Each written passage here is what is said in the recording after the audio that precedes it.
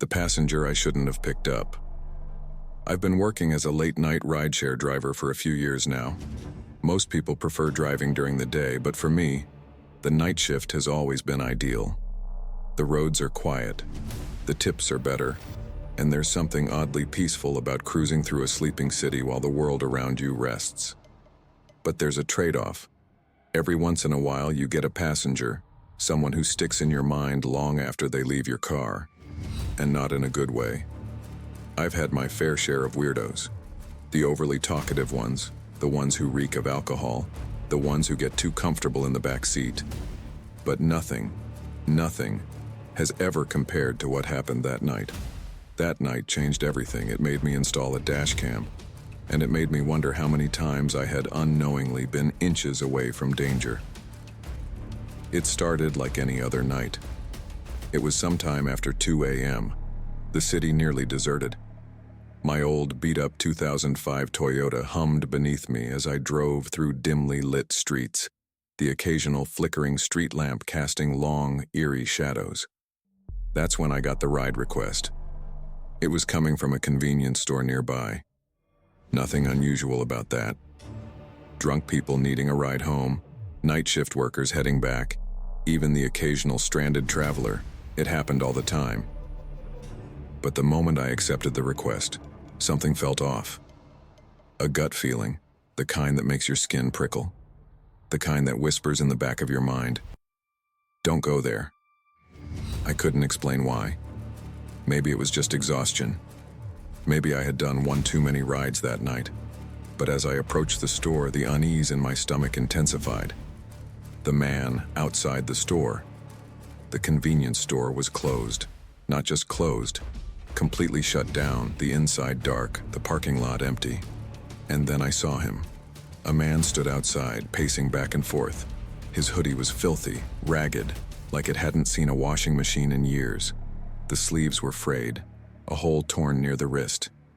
He moved jerkily, like he couldn't keep still, his head snapping around every few seconds like he was expecting someone, or something. My instinct screamed at me to cancel the ride. My thumb hovered over the cancel button, but I didn't press it. I should have. Instead, I unlocked the doors. The man slid into the back seat without a word. And the second I pulled away from the curb, I knew. I had made a mistake. The staring most passengers either scroll through their phones or stare out the window. Not him. He sat completely still, staring at me through the rearview mirror. Unblinking, unmoving. I tried to ignore him, focused on the road, but I couldn't help glancing back. Every time I did, his eyes were locked onto mine, dark, intense, and angry? I couldn't tell. But something about the way he looked at me made the air in the car feel thicker. I reached for the radio, needing to break the silence. I didn't even care what was playing, just something, anything, to make the moment less unsettling. The second the music started, his voice cut through the air like a knife. "Turn it off." It wasn't a request, it was a command. The question that sent a chill down my spine. I turned off the radio, gripped the steering wheel tighter, tried to focus. We drove in silence for a while. Then, out of nowhere, he spoke again. And what he said made my blood run cold. "Have you ever picked up someone you shouldn't have?" Ooh. The question hit me like a brick. I let out an awkward chuckle, trying to keep it light. "Well, I hope not." He didn't laugh. He didn't react at all. Instead, he leaned back and muttered something too low for me to hear. Then he started talking again. But this time, he wasn't asking questions. He was telling a story, his funny story. He said he used to be a rideshare driver too. Said he quit because some kid stole something from his car. He spoke in a slow, slurred way, his words blurring together, like his brain was running a few seconds behind his mouth. But that wasn't the part that unnerved me the most. It was the way he smiled. A slow, eerie grin that never wavered as he talked. And then he said something that made every hair on my body stand up.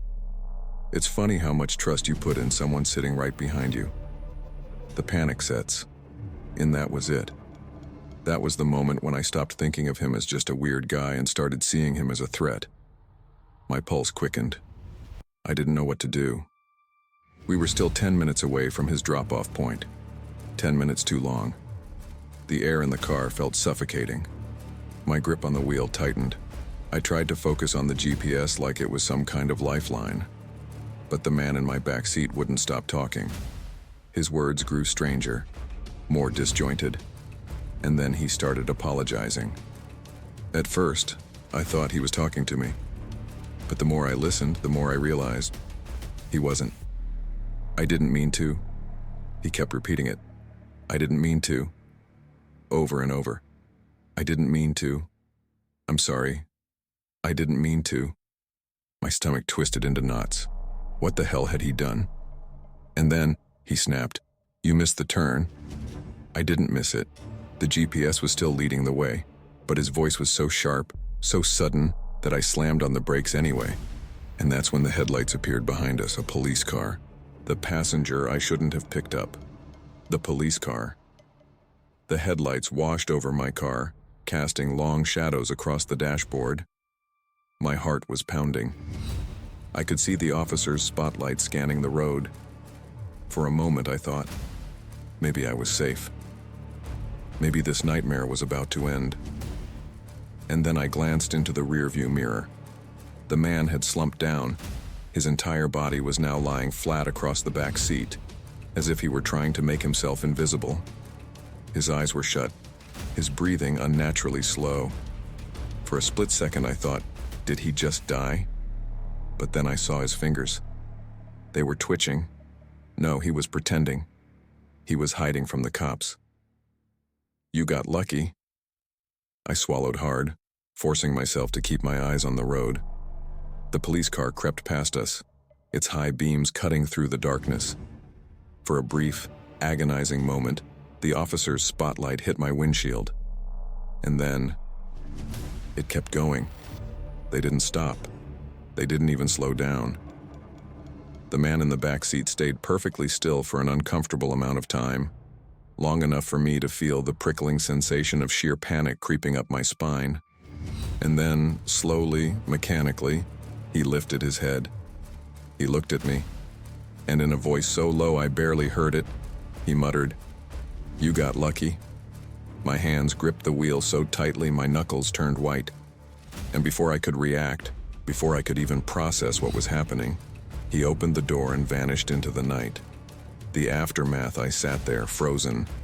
What the hell just happened? I could still feel his presence in the car, like a stain that wouldn't fade.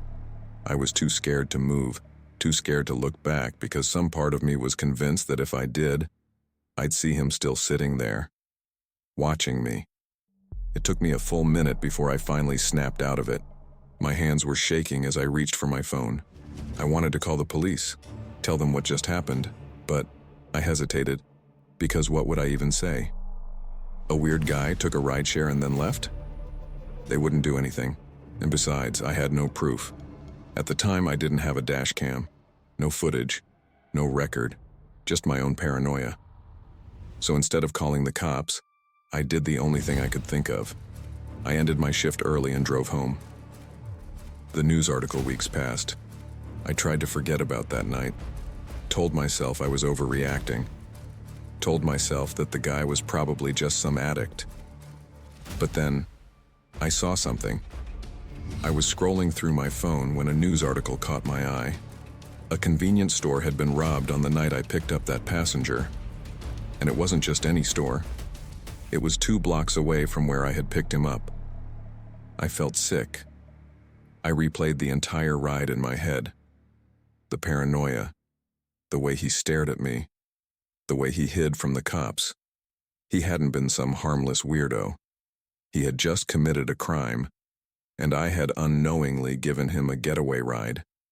I had been inches away from a dangerous man, someone capable of God knows what. I wanted to tell the police, but I knew there wasn't much they could do with so little information. So instead, I bought a dash cam, and I became much more careful about who I let into my car. But sometimes, late at night, when I'm driving through those same empty streets, I can't shake the feeling that I made the wrong choice. That maybe, just maybe, he wasn't done with me yet. The passenger I shouldn't have picked up. The messages begin. After that night, I told myself I was over it.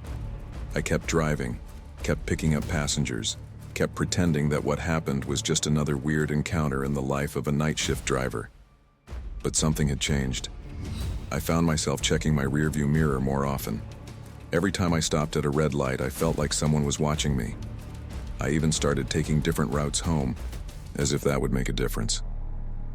Then, about 3 weeks later, it happened. I got a text message from an unknown number. At first, I didn't think much of it. Probably spam. But when I opened it, it was my own address. No words. No context. Just my address sent to me in the middle of the night. My blood ran cold. I stared at the screen, my mind scrambling for an explanation. Who the hell was this? Maybe a wrong number. Maybe a prank. But deep down, I knew. I knew it was him. Did you miss me? I didn't respond.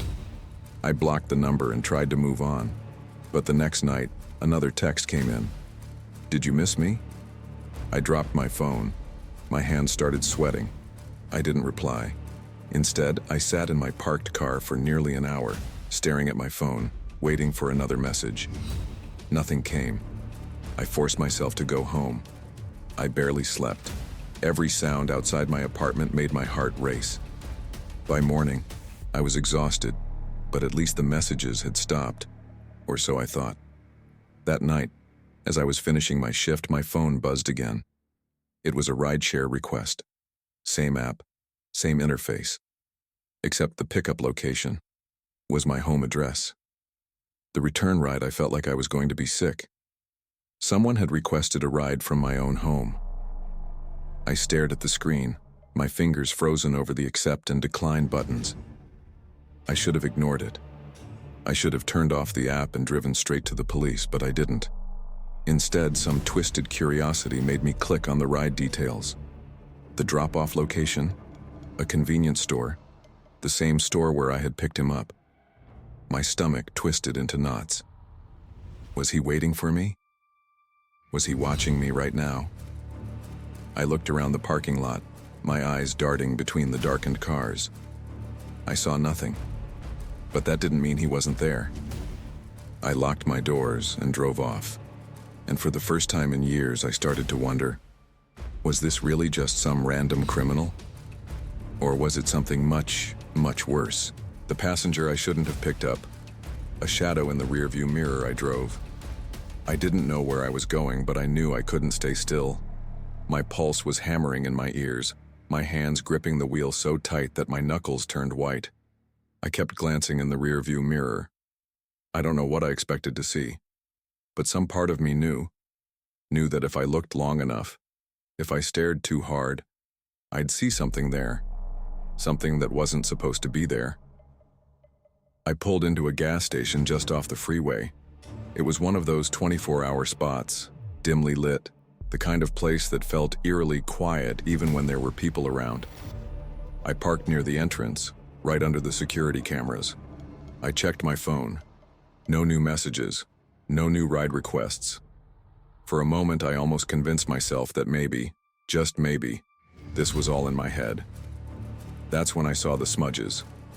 On my backseat window, faint streaks, handprints like someone had been pressing their fingers against the glass from the inside.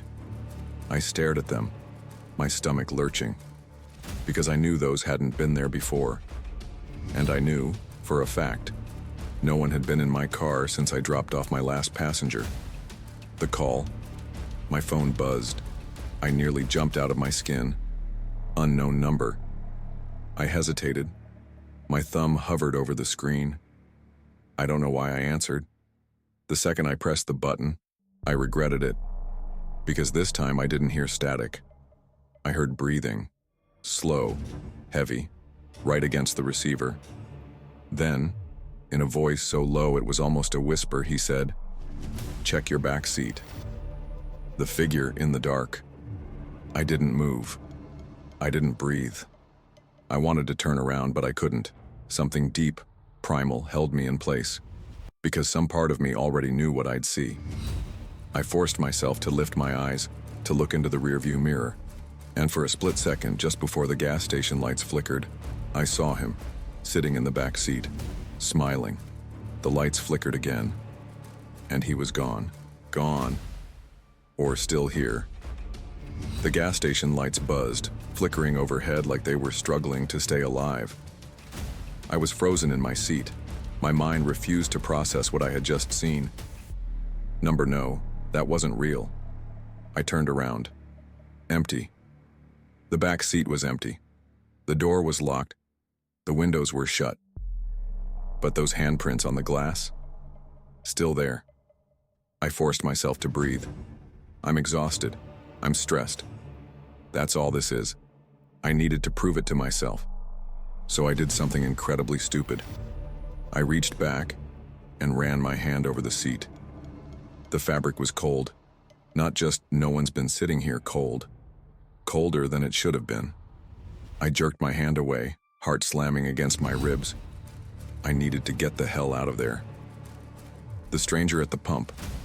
I jumped out of the car, stepping into the harsh fluorescent glow of the gas station. The air was thick with the smell of gasoline and something else.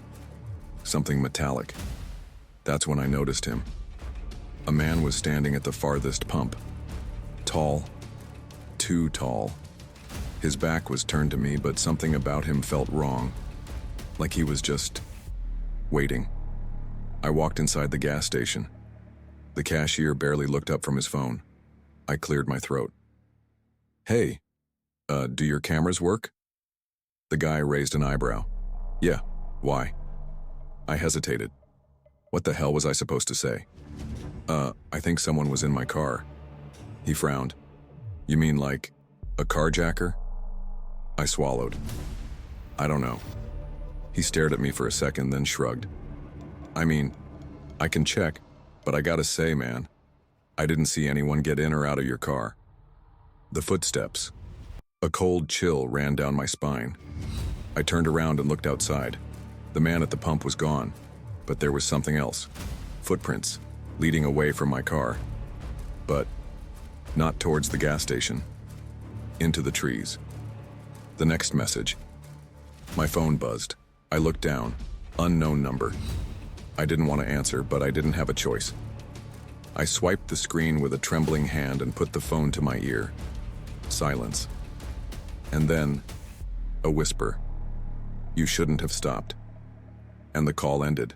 It's already seen you. The cashier's words rattled in my skull. It's already seen you. What the hell did that mean? I watched him disappear into the gas station, leaving me alone in the parking lot. A part of me wanted to chase after him, demand an explanation. But another part, a deeper, more primal part, knew the truth. I didn't want to know. Because if I knew, then it would be real. And I wasn't ready for that. I tried the ignition one more time. The car coughed, sputtered, and then finally roared to life. I let out a breath I hadn't realized I was holding. The relief was short-lived, because just as I reached for the gear shift, my phone buzzed. Unknown number.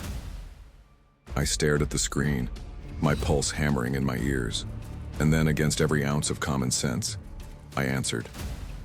The whisper on the line. Silence. At first, just silence. Then, a soft scraping sound like nails dragging across fabric. And finally, a whisper. Don't look in the mirror. I felt the breath leave my lungs. I didn't move. I didn't blink. But I felt it. That heavy, suffocating sensation pressing down on me.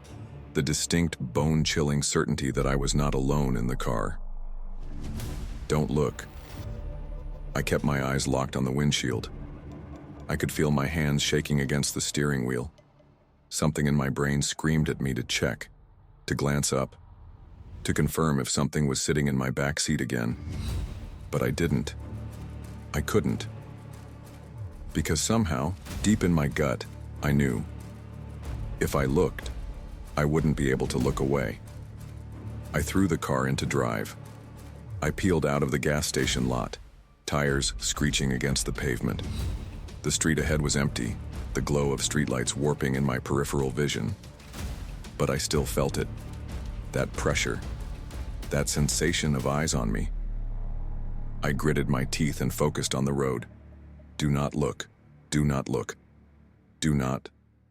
A flash of movement in my side mirror. I jerked the wheel before I could stop myself. The car veered sharply, tires skidding against the wet pavement. I barely managed to regain control, my breathing ragged. I hadn't meant to do it. I hadn't meant to break the rule. But for the briefest second, I had seen something. Something not human. Something sitting in my back seat, and it was grinning. You're taking me home. My phone buzzed again. I didn't want to answer, but my thumb moved on its own as if something was pulling the strings. I lifted the phone to my ear. A voice, smooth and amused, whispered, "You're taking me home?" And the call went dead. You're taking me home. I gripped the wheel so tight my fingers felt like they were fusing to the leather. The road stretched ahead, empty and endless, swallowed by the night. I wanted to stop. I wanted to turn around, go anywhere but wherever this thing wanted me to go.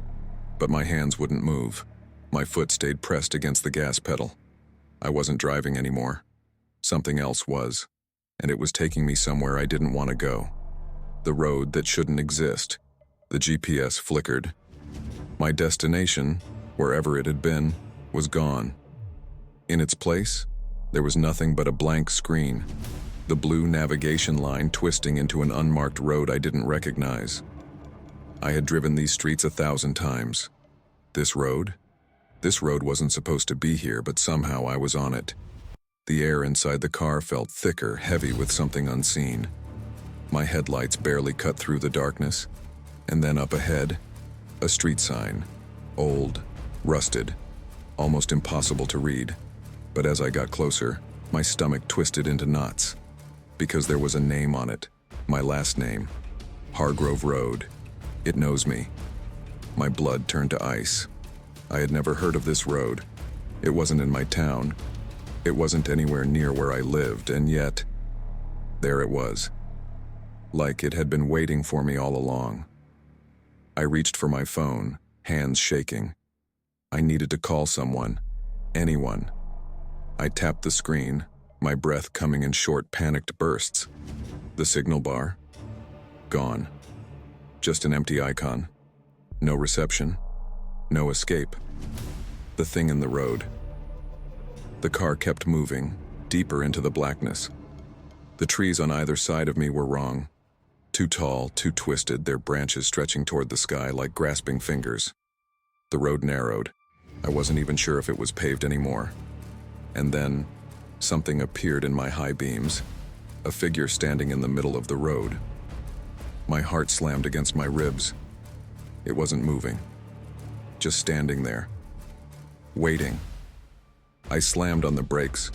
The tires screeched, the car shuddering to a stop just inches away from it. And now, with the headlights fully on it, I saw it. I saw him. The passenger is back. It was him. The passenger. The man I had picked up weeks ago. But he wasn't the same. His hoodie hung loose on his frame, his limbs impossibly long and unnatural. His skin was pale, almost gray, stretched too tight over sharp angular bones. And his mouth was smiling. But it wasn't a human smile. It was wide, too wide, like someone had carved it into his face, like he was happy to see me. He raised one hand, and slowly, deliberately, he pointed at my passenger seat. Let me back in. The words weren't spoken, but I heard them. I felt them, vibrating through my skull like something was whispering from inside my own head. The car door locks clicked open. I didn't touch them. I couldn't move. I couldn't scream. I could only sit there as my passenger, my unwanted passenger, began to step forward. Closer, closer. And then, he reached for the door handle. The door opens. The handle creaked as it turned. My breath caught in my throat. No. My body refused to move, like something was pressing down on me, holding me in place. I watched, helpless, as the door slowly swung open. The air inside the car turned freezing, thick with the scent of something old, rotting wood, damp earth, something metallic. And then, he got in. Drive. The moment he sat down, the temperature dropped even further. It was like being plunged into ice water. I couldn't breathe. I couldn't think. I couldn't do anything but stare ahead as the door clicked shut on its own. And then, in that same low, rasping voice, drive. My foot moved before my brain could stop it. The car lurched forward, the tires crunching over the cracked, uneven road. I wasn't in control anymore. Something else was. Something that had been waiting for me all along. The destination. The trees on either side of the road seemed to bend inward, swallowing the light from my headlights. The road narrowed, darkened until I could barely see past the hood of my car. And then ahead, a house that shouldn't be there. Old, crumbling, swallowed by vines. The windows were black and empty, gaping holes in the rotting wood. The front door was wide open, waiting. I slammed on the brakes. I wasn't going inside. I wasn't, but my hands had already moved to unbuckle my seatbelt. The truth, I turned to him, my passenger. He was staring at the house, that too wide smile still stretched across his face, like he was home. And then, he spoke. "You've been here before." The words sent a deep, splitting pain through my skull. Memories, blurred and broken, flooded my mind. Flashes of this road, this house, this place, and something else. Something I had forgotten. Or maybe, something I had been made to forget. The passenger was never a stranger. I saw myself years ago, driving down this same road, stopping at this same house, and him, sitting in the back seat just like now. But back then, he had been begging, crying, "Please, don't leave me here." And I had looked at him, at his shaking hands, his pleading eyes, and I had done something terrible. I had left him anyway. I had driven away, and I had forgotten. Until now, until he came back. The final choice. I turned to him, my voice barely a whisper. "Who are you?"